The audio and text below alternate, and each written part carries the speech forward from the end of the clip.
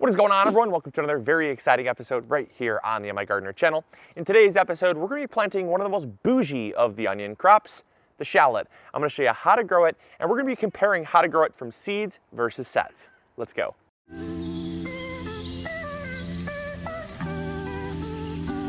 All right, so the first thing when comparing seeds versus sets when planting shallots is the planting time.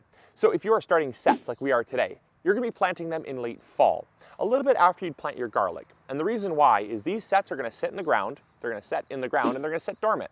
And when they come out of dormancy in the spring, they're going to divide, much like garlic will. And those divisions are going to give you multiple bulbs that then you're going to harvest to either consume or plant as sets in the fall, that following fall. So that is sets. Now seeds are a tad bit different. Seeds, you're going to start in early spring, much like you would any other onion crop, whether it be bunching onions, regular onions, bulbing onions, or leeks, things like that. You're going to start your shallots the same exact time. The reason why is because they will not have enough time to stay established and grow for you, and they're ultimately going to grow just a little mini bulb like this that then you can either eat or plant in the fall. So the starting time is just a tad bit different, but it makes a big difference because one is going to give you success, the other one is going to give you failure. Now I know you're probably asking this, well, what happens if I take a bulb and plant it in the spring?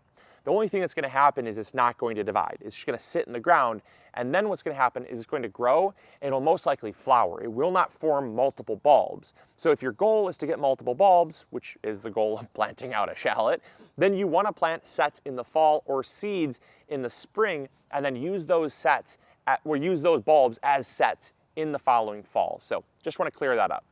So when planting shallots, you have two different options between varieties. Much like garlic, you have hardneck and softneck.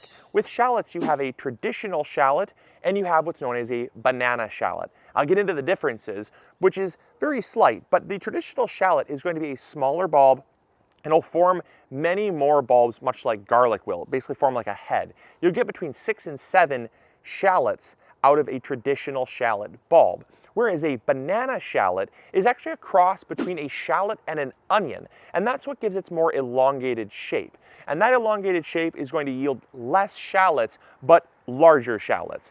And so if you plant a banana shallot, you're going to get typically between 3 and 5 shallots, whereas a traditional shallot is going to give you, like I said, between like 5 and 7. So you're going to get a little bit more from planting, but they're a tad bit smaller, or a little bit larger and a few less. So the next thing to planting shallots is the soil. Whether you're starting from sets or seed, the soil matters a ton.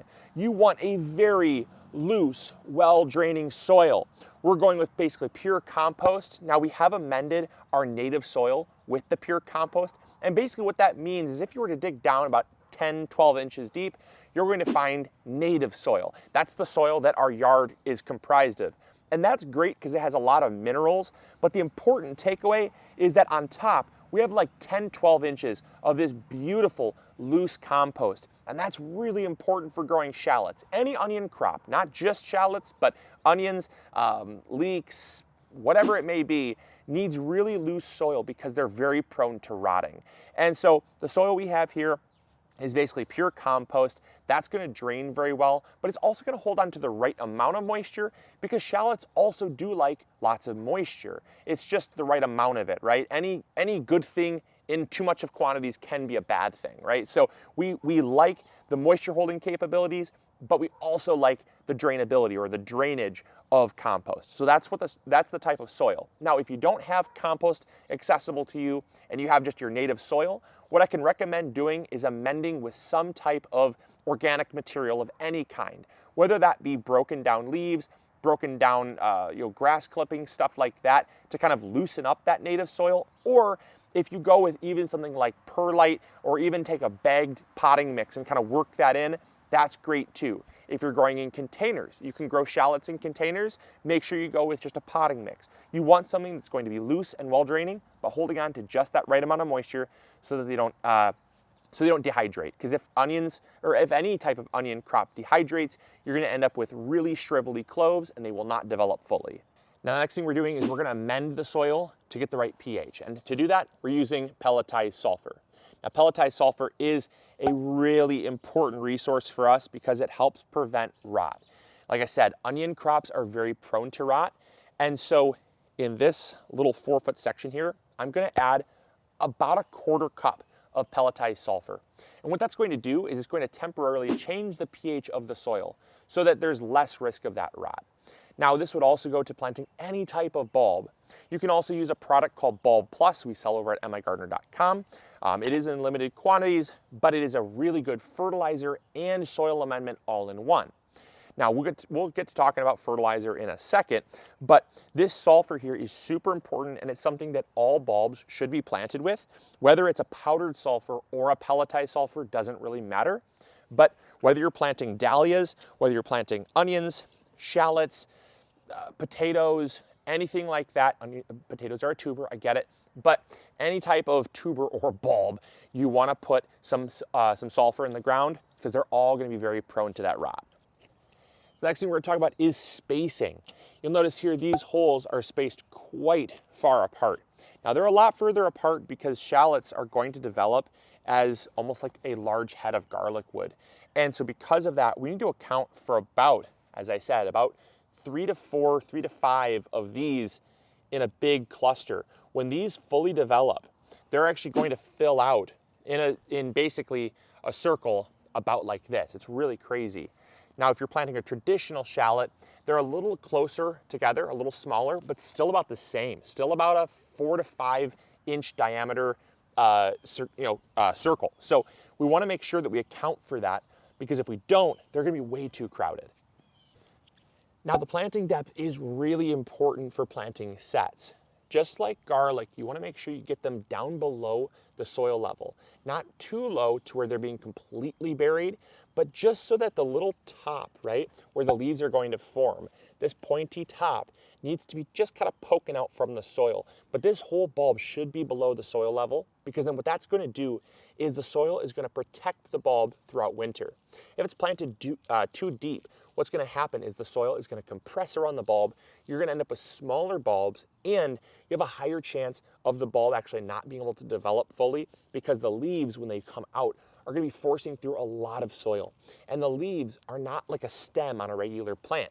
If there's too much soil around them, those leaves are going to rot, and the onion will just die right in the ground. Onions, shallots, and garlic are all the same. Any allium crop should be planted just below the soil level.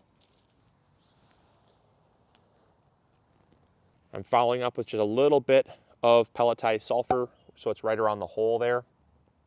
You can't really overdo it. You can overdo it, but it's kind of difficult to overdo it. And then I'm just covering it up. And you'll notice little tufts right there. Little tufts right there, right? Just below the soil surface. They're buried, but not too deep. Now, how does that compare if you're starting from seed? Well, like I said, in the spring, you're going to start from seed. And when you start those seeds and you put them in the ground, you ideally want only about 2 to 3 inches between each plant. And the reason being is they're only forming that one bulb, remember? So that one bulb is going to take up a lot less space than a cluster of bulbs would. And so you don't need to space them quite as far apart. Also, you're not going to need your granulated or powdered sulfur. And the reason why is because you don't have a bulb that's overwintering in the soil. They're starting as a plant. And that plant is going to be way more resilient to things like rot than a bulb would in the soil. And so kind of comparing the two is, again, just how you prepare the soil and how you space the plants out. There's a bit of a difference between bulbs versus seed, or sets versus seed. So now that you know that, let's talk about some fertilizer. Fertilizer, where's the fertilizer? That's because we're not using fertilizer right now, but in the spring, we will. Reason being is you don't want to fertilize in the fall.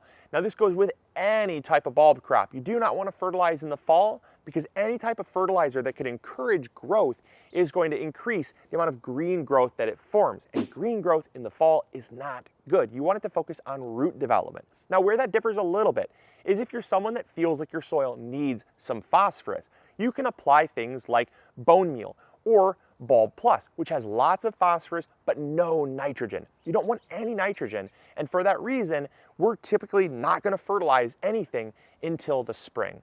And so what we're doing is we're essentially getting the roots developed of the plant first. Then from there, we're going to give it lots of nitrogen. We're going to follow up in the spring with Trifecta Plus.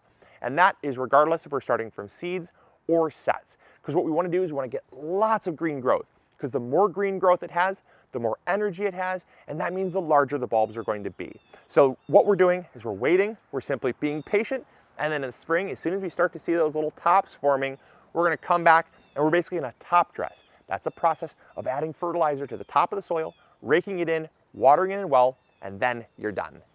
All right, the last things we're gonna talk about are sunlight, watering, mulching, and pests. We're gonna kind of fly through these because they're all really simple to talk about. So the first one is mulching. It is optional. I know you're probably thinking, what, optional? Yes, it's optional. And the reason why is that there's a lot of leaves that are formed from those multiple heads that'll form over the winter. And when those heads form all those leaves, if you have a mulch around them and they're planted closely together like we have them, they might get too crowded, they might get too constricted for airflow, and you might end up with things like rot. If they're spaced further apart, mulching is optional, but it's probably even recommended. Now, things like pests. There are really no pests that affect allium crops, whether it's an onion, a shallot, garlic, or a leek. Doesn't really affect them. The only thing you might have to compete with are things like squirrels that dig up bulbs. If that's the case, you have a lot of squirrels in the area, simply take some chicken wire and lay it over top of your crop until you start to see the leaves forming. Once that happens, they typically won't dig them up. The third thing that we're going to talk about is sunlight. Now, onions, because it's grown for technically the roots, right? We talk about roots, shoots, and fruits. That old saying, roots, shoots, and fruits, needs 5 to 7 hours. And so make sure they get nice full sun. In this bed right here, they're gonna get between 8 and 10 hours of sun, which is awesome. The more sunlight you can give them, the better. Now, I will say they can survive with less, but they're not going to bulb up nearly as much. And they're gonna get a lot of green growth, which is fine, but in that case, you probably should just be growing like a green onion. They need far less sunlight than a shallot does. And the final thing is watering. So when it comes to watering, they obviously like lots of water because they're a nice water-rich root, right? They're a modified root, they're a bulb, and that bulb ends up storing water and energy. So the more water you can give them, the better, but you have to have the right type of soil, and that goes back to the soil. If your soil holds on to water too long, if it's too heavy clay, you're gonna find that your bulbs are gonna rot. Now, I'll typically water my onions, or any type of onion crop, about once a week. And that's because my soil dries out enough to the point where either I have my cores that are holding on to the water, core gardening, or if they tend to dry out, I'll come back and I'll water my onions about once a week, right? So if they don't need water, I don't water. But if they do need water, that's when I will water, right? It's all about just understanding your garden and understanding the schedule of when to water, which you'll learn. You'll kind of come out and you'll say, they look like they're dry, they look like they need water, and then you'll water. But if you don't actually need to water, don't, because then they'll run the risk of rotting as well. So having the right type of soil and the right type of schedule in watering is really important, regardless if you're growing from seeds or sets. So there you go. There is all you need to know about planting shallots. I hope you guys enjoyed. I hope you all learned something new. If you did, make sure to comment in the comments box down below what you learned. If you learned something, share it with a friend as well. I'd appreciate it.